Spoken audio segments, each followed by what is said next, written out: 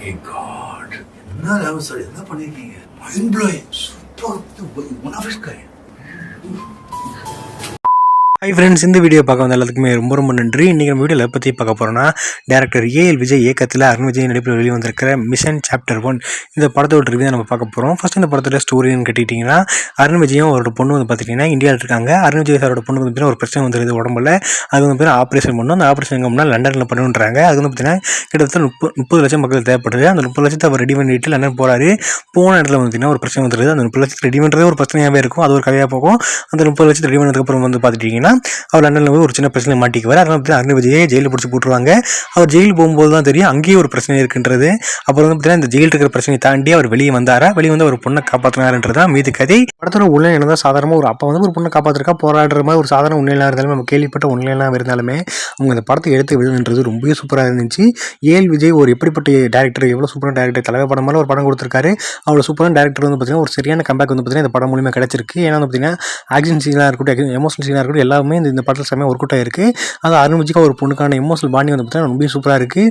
முக்கியமாக இந்த படத்தை ரொம்ப பெருசாக பேசப்படுற விஷயம் என்னன்னு கேட்டிங்கன்னா, அந்த படத்தில் ஒரு ஆக்ஷன் சீன்ஸ் தான் எல்லாமே ரொம்ப சூப்பராக இருக்குது. அது வந்து அந்த சலார் படம் வரும்போது எல்லாமே சொல்லியிருந்தாங்க. அதாவது பிரபாஸ் அவருக்கு ஹைட்டுக்கு வெயிட் வந்து பார்த்தீங்கன்னா அவர் 100 ரூபாய் அடிச்சா நம்பர் மாதிரி இருக்குமோ அப்படின்ற மாதிரி சொன்னாங்கல்ல. அதே மாதிரி தான் அருண் விஜய் சாருமே வந்து பார்த்தீங்கன்னா 100 ரூபாய் அடிச்சா நம்பர் மாதிரி இருக்குது. அவர் உடம்புக்கும் ஒரு ஆள் ஹைட்டு வெயிட்டுக்கும் சரி, அப்புறம் ஒரு 10 பேர்த்து ஒருத்தர அடிச்சா கூட நம்பர் மாதிரி இருக்குது. ஒரு ஜெயில் ஃபைட் சீன் ஒன்று இதில் வரும். அது ரொம்ப சூப்பராக பண்ணியிருந்தாங்க. அதில் வந்து பார்த்தீங்கன்னா அருண் விஜயோட ஆக்டிங் ரொம்ப நல்லா இருந்துச்சு. ஆக்ஷன் சீன்ஸில் மனுஷன் சும்மா பட்டை கிளப்பியிருந்தார். அவருக்காக வந்து பார்த்தீங்கன்னா கண்டிப்பாக இந்த படத்தை பார்க்கலாம். அப்புறம் முன்னாடி வரும்போது ஒரு பொண்ணு இந்த லியோ படத்தில் வந்து விஜய் சாருக்கு பொண்ணாக வரும்ல, அதான் இந்த படத்தில் அருண் விஜய் சாருக்கும் பொண்ணாக நடிச்சிருக்கு. அவங்களும் ரொம்ப சூப்பராக நடிச்சிருக்காங்க. நிமிஷா அவங்க வந்து ஜிகிர்தண்டா டபுள்-எக்ஸ் அப்புறம் சித்தா படத்தில் நடிச்சு அவங்களும் இந்த படத்தில் நடிச்சிருந்தாங்க.